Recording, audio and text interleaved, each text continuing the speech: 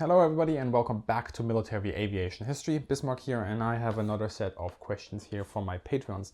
Now the lads over on Patreons are the ones that keep the show running, so I'd like to thank them at this point for their support. Also, I'd like to thank some of you guys who have been sending over books from my official wishlist. You can find a link down below. Some of those you can see here. And those books have been really helpful in creating some of the past content that you guys have been enjoying on the channel, and will also going forward influence quite a few upcoming videos. So thank you very much to all of you. Now, first question is by Richard. Having spent some time at the Yorkshire Air Museum's Halifax, has your perspective about any aspect of the bomber war changed? It could be minor or major thing. Thank you. About the bomber war itself, no, because I presume what you mean as the strategic element of bombers being used as an instrument of war. That in itself by the Halifax has not really been all that influenced. Simply because most of the strategic nature, of course, is academic, let's say. What has changed is a little bit of an appreciation that I have for good design when it comes to aircraft. Now, you can read a lot in books and pilots' manuals and pilots' notes and so on. But once you actually step inside an aircraft, you actually discover quite a few things and how things will turn out practically. And we've just started on the channel this year essentially of getting really hands-on with aircraft, getting into cockpits and trying things out, how they would work. And I want to push forward that a little bit more. But that also gives us a moment to actually appreciate what a good design looks like in an aircraft. Yeah, the way that, for example, pilots can access to all their instruments and so on. And when it comes to the Halifax, even though I still need to essentially compare it to a couple of other contemporary bombers of the time, I will say there's a couple of design elements in the Halifax that actually make quite a lot of sense. And then there are some that are somewhat questionable. For example, the way that the pilot has to access his station is not exactly conducive to good design. The way that some of the exit hatches are positioned, I'm not quite sure what they were thinking in that sense. But overall, the Halifax has given me an impression of, this is a bomber, this is what it looked like, and now let's compare it to some other ones. So going forward, I think I can have a better answer on the practical nature of aircraft and the way that you would use them in combat as a crew member. But right now I still need to compare them to a couple of more bombers in the future, and that will certainly happen. So wait for those videos to roll out, and eventually I might make a video specifically on the nature of bomber design and how good it is or how bad they are for the crew. Now, second question comes from Simon. How come Germany during World War II never developed a fleet of 4-engine bombers with capabilities such as the US B-17 and B-24 or the British Halifax and Lancaster? There were planes such as the Ju-290 and the Heinz 177, so the problem was not technical. In this regard, to which extent can personalities such as Hermann Göring, Ernst Udet and Herbert Milch be held responsible for this evolution? Oh, this is a big question, isn't it? First thing we should recognize is that when the Luftwaffe was set up, initially it was very much, well, I wouldn't say very much, but it was going down the path of a strategic bomber force. That was the initial focus that was set. This is not surprising. We're talking about the interwar period here. And during that time, strategic bombers were by most nations seen as the end of. Now in 1921, for example, there was an Italian, Giulio Douhet, who wrote Il dominio dell'aria, which essentially translates to the command of the air. And since then, a lot of people have been saying, the whole strategic bomber doctrine came from this one Italian man, from Douhet. Not exactly true. As far as I know, Douhet was not actually translated in all that many languages. And most nations, such as France, Britain, and Germany, had their own theorists making up. For example, Britain had Sir Lyndall Hard, who was a proponent, of course, also Trenchard himself. And those guys were really the ones that pushed forward the idea in Britain for a strategic bomber force. And in Germany, they had the equivalent. They had, for example, Walter Weber, who was the first air chief of the Luftwaffe, and he was a proponent of the strategic bomber, saying that essentially we need an aircraft, or Germany needs an aircraft that can strike places far away in the hinterland of whatever enemy we might be facing, specifically thinking about Russia at this point, not so much England actually. And we need to have that instrument. Now there's a couple of things that happened here. Walter Weber died in 1936. And with him, this whole drive for a strategic bomber force pretty much fizzles out. Germany did some headway in that regard when it came to designs and starting to think about what kind of elements they need to have such a bomber force, but they didn't get that far. And when he died, of course, we have Udet, Kesselring, and Milch and Göring. These are the four guys that you need to have a look at. Udet, of course, as most people say, and probably but justified also, was very much a proponent of tactical air. He's the guy who kind of pushed forward the Stuka, although not as much as most people would think, I think. I mean, yes, he is kind of the champion of the Stuka, but there's more elements involved there.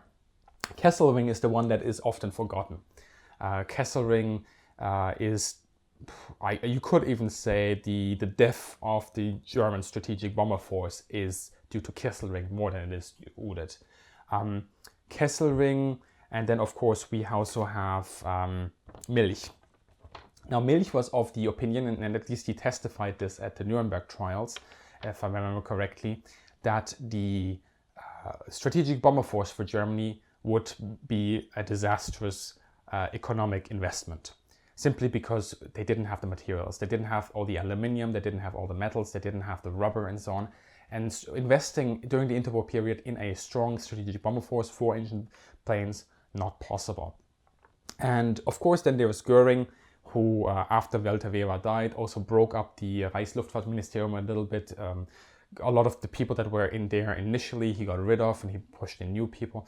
So pretty much you can say with Walter Weber, the drive for strategic bomber force in Germany dies, but it also dies for pretty good reasons in some aspect. Yes, the lack of a strategic bomber was something that bit the Germans a little bit in the backside at some stages in the war.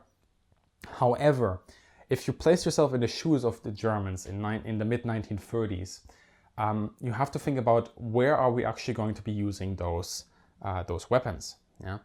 A lot of the Germans thought that, for example, to defeat England, or Britain rather, the United Kingdom, you'd have to invade anyway. So the Air Force really only has to clear the sky, and then the Navy and the Army would come in and take the place.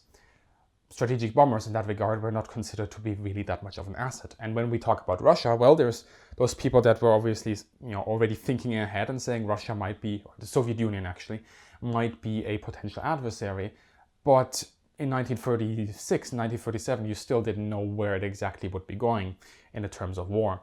So the whole idea of a strategic bomber force lost more and more appeal to the Germans, economically, economic reasons, personality reasons, and also military reasons, because more and more the Germans think about how to apply air power directly at the front line or just straight behind it, rather than going over the mountains and bombing some factory.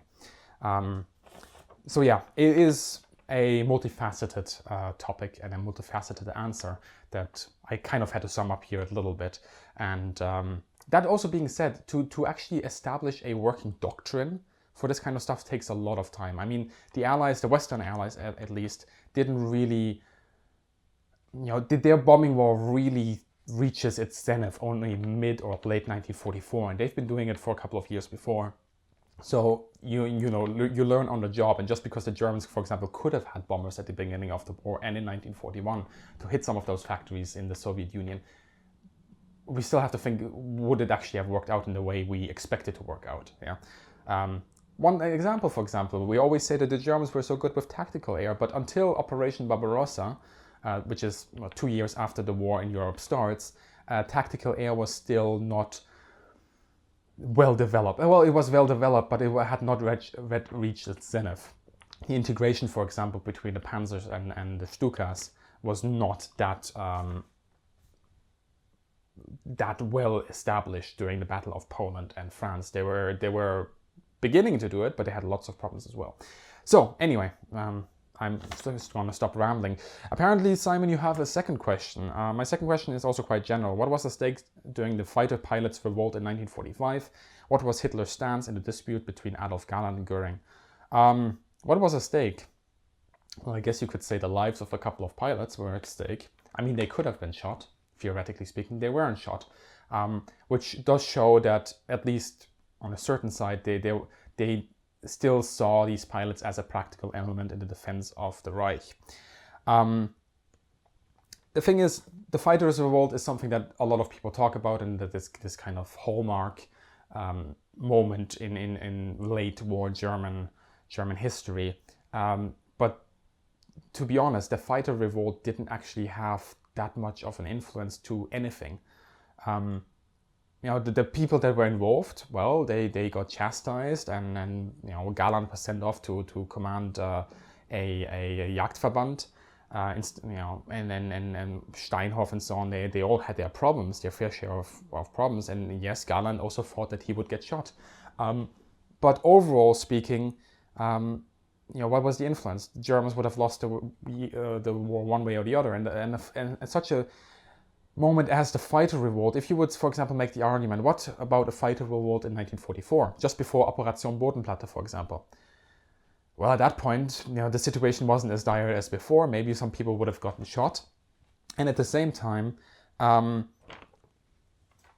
if they weren't shot, would that again have changed something? Because in 1944, the German bomber force, is still seen as the main aspect of the Luftwaffe, because it's an offensive arm. Fighter pilots were always seen as a defensive sort of part of the force.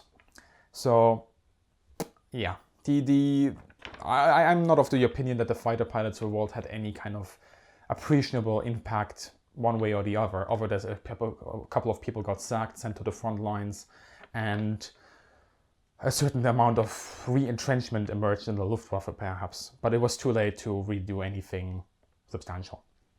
Okay, so Jason. Hey Biz, I've been playing a lot of War Thunder, and I've heard that there's been enough material to accurately reflect how the HG-1, I'm going to presume you mean the Hochgeschwindigkeitsflugzeug 1, which is essentially a variant or a future variant of the Me-262 here, would have flown in real life. Do you know more about this, or is this just a myth made up to hype for more German jets? I also wanted to know if you knew if the 262 were actually going to have a rocket booster in them, like the Me-262C2B variant. Thank you very much in advance. Yes, the rocket boost did exist as a Rüstsatz 3, R3, R3, R3, there we go. Mixed up all those languages in two goes there. As for the HG-1, I'm pretty sure there's some material, because as far as I know, and I actually checked this just before making this video, there were 21 flights made with the Hochgeschwindigkeits Flugzeug 1. The first one was close to being a catastrophe, and then the test pilot landed, told all his issues with the aircraft, they fixed it, and then he had a couple of more flights.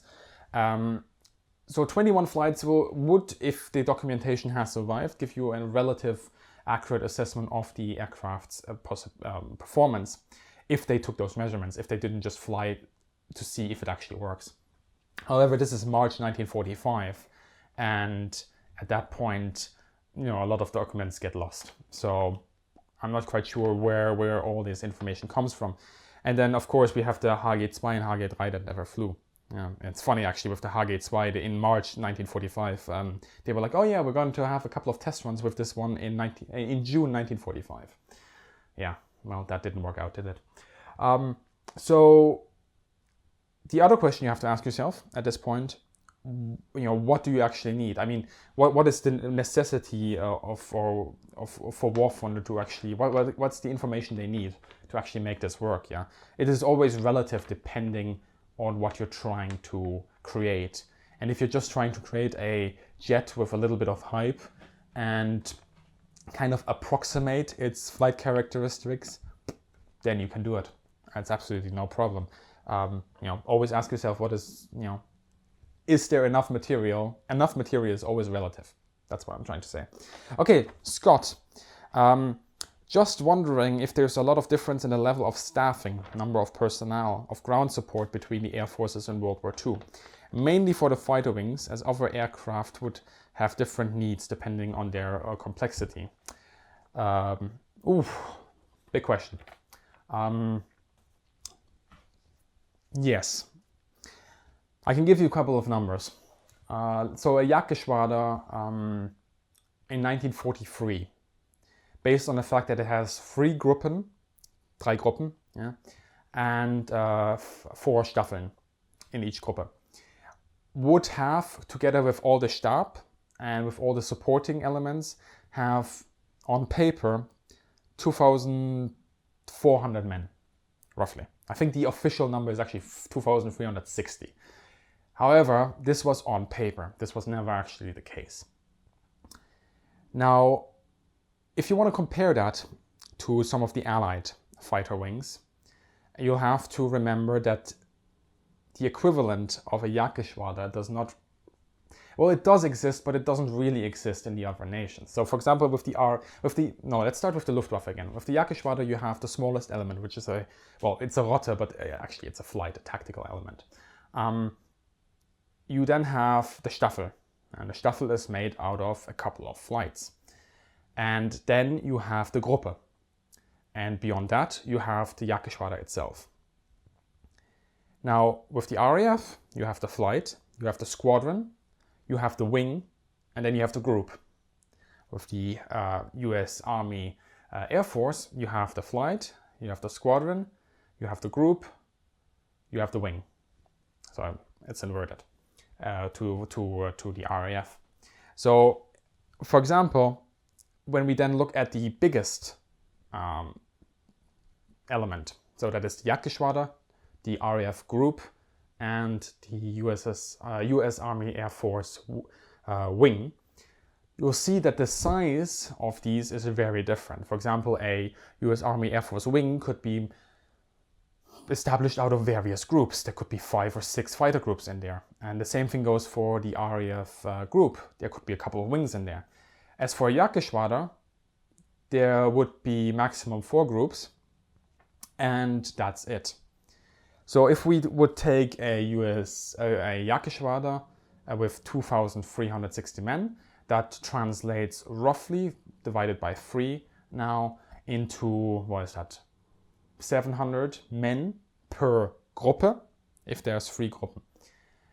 Now you look at the US Army Air Force group, yeah, which is essentially the equivalent, but not exactly.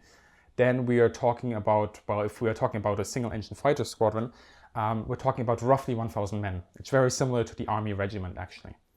So this would say that the Germans essentially have less men in the Gruppe than a US Army Air Force group would have. But again, these elements are not exactly the same, because in the US Army, the amount of planes in a group is very different to amount of planes in a Luftwaffe Gruppe, so on. So when you look at these numbers, it's really hard to establish any kind of equivalency. And even though you can do it on a theoretical basis, on a practical basis, things look very much different. So I don't think actually that it makes all that much sense to compare them on that level. Just, saying, okay, so these guys have 2,000 men and these guys have, 1,500 men and so on. But what you really want to look at is the capabilities. And at that point, things get very interesting. All right. Then there was one more question here on this page. Yes, from Anonymous. This goes back to your flight simming days more than anything. Ooh. But what is one single aspect of sims in general, IL-2, Rise of Flight, DCS, that you would like to have changed? The interface. Interface and UI. It is so undervalued in flight sims. A good interface and a UI. I was going to say maybe tutorials as well, but there's a good amount of stuff online. But UI and interface is something that is increasingly annoying me in flight sims, because it's a hard thing to get right, but if you get it right, it really helps, also to new players. There's a couple of games that have done it better than others, to be honest, and hopefully in the future we'll see some improvement there as well. Okay, Out Kaiser, Austrian Kaiser, I presume. Hello Bismarck, hello. The most modern fighter in the Austrian Air Force, the Fiat CR-32, is often called to be quasi-obsolete for the use in March 1938. How obsolete was the CR-32 really in March 38? And was there actually an alternative for small countries in general to acquire a significantly better fighter in the beginning of 36, with the beginning of 38 in mind for entering service? And if so, which ones? Well, obsolete is relative. What are you trying to fight? CR-32 is not a bad aircraft. Actually pretty good. And if you're fighting other biplanes, it might actually be working out really well. The thing is, when you talk about Austria and generally these smaller countries, to have a domestic production is relatively difficult. I mean, the Dutch maybe did it pretty well with their Fokkers. And the Poles had, well, I wouldn't call Poland a small nation, to be honest. Czechoslovakia and so on, they had their own domestic aircraft production. But most of it also eventually was outdated. But here's the thing, we're talking about this with hindsight. In 1939, when the war breaks loose and the Germans have the Bf-109 high performance fighter, and the Brits are coming out with their Spitfire, or actually already have their Spitfire. So we're talking in hindsight here. In 1936, thinking about an introduction of an aircraft in 1938, it's a lot harder to get it right than you'd actually think. This is the time when the Spanish Civil War and the Sino-Japanese War start taking off, and during that phase, you kind of see where things will be going. There's a shift to high performance monoplanes, mostly made out of metal or duralumin, a lightweight metal alloy. They were starting about introduction of more heavy weaponry and so on. But again, actually seeing where that is going to lead is very, very hard at this point, because everything changed so fast. It's really hard to see what is going to happen. And if you're going to buy, if you can't produce your own equipment, you're going to buy foreign equipment, you're essentially limited to what is out there, what is available. And if you're trying to buy a state-of-the-art high-performance fighter, they're going to be expensive, they're going to be hard to maintain. Do you actually have the logistical capacity and the training potential within your Air Force to actually handle those aircraft? And most of the time, those aircraft weren't for sale, because the countries kind of keep them for themselves. And try going to Britain in 1938 and asking for a couple of Spitfires. You're not getting it. Same with the Germans and the 109. You'd have to have some serious pull or some serious money to get 109s in the early war. The Swiss got them, for example.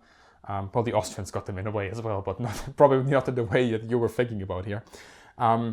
So yeah, with hindsight, you could argue, well, let's shift to a monoplane. Let's get a high-performance aircraft there.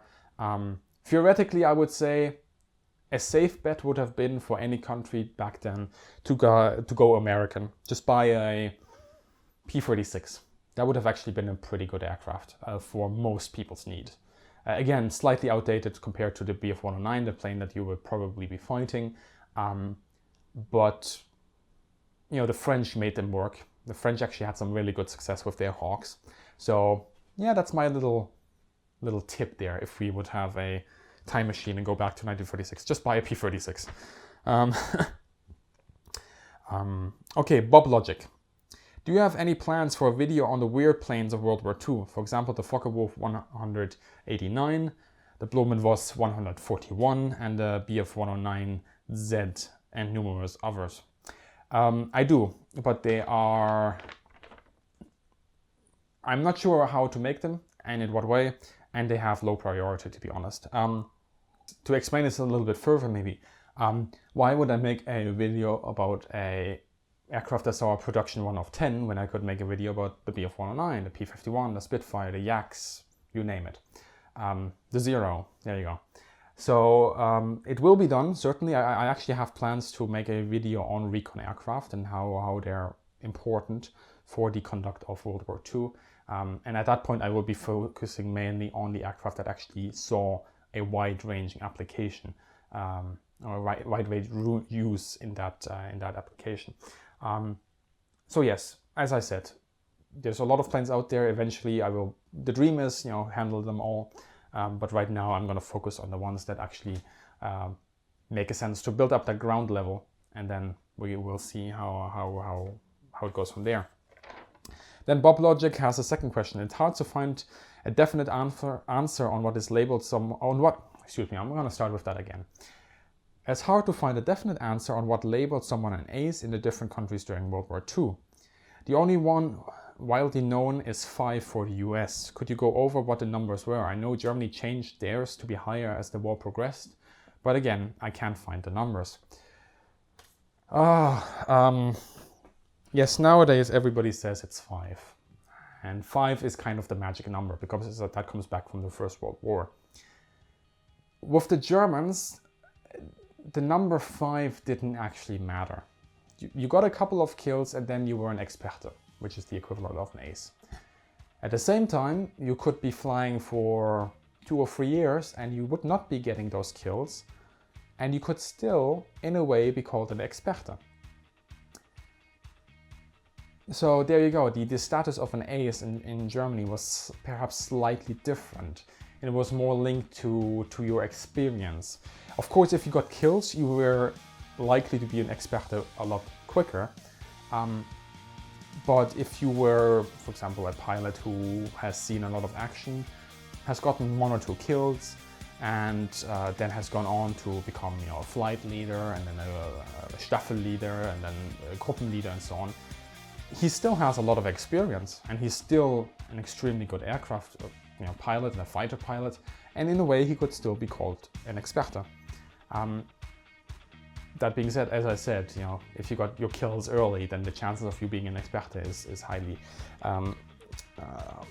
is a lot higher. The Germans actually didn't change theirs to be higher. What the Germans did eventually is they introduced a point system. This was especially important for the defense of the Reich. The point system has absolutely nothing to do with your status of an ace. What the point system does, it qualifies you for, amongst other things, medals. So for example, if you kill a bomber, you shoot down a bomber, and that kill is confirmed, you get 3 points. At the same time, if you only shoot down a fighter, a single engine fighter, you get 1 point. And the more points you get, the higher your awards are going to be.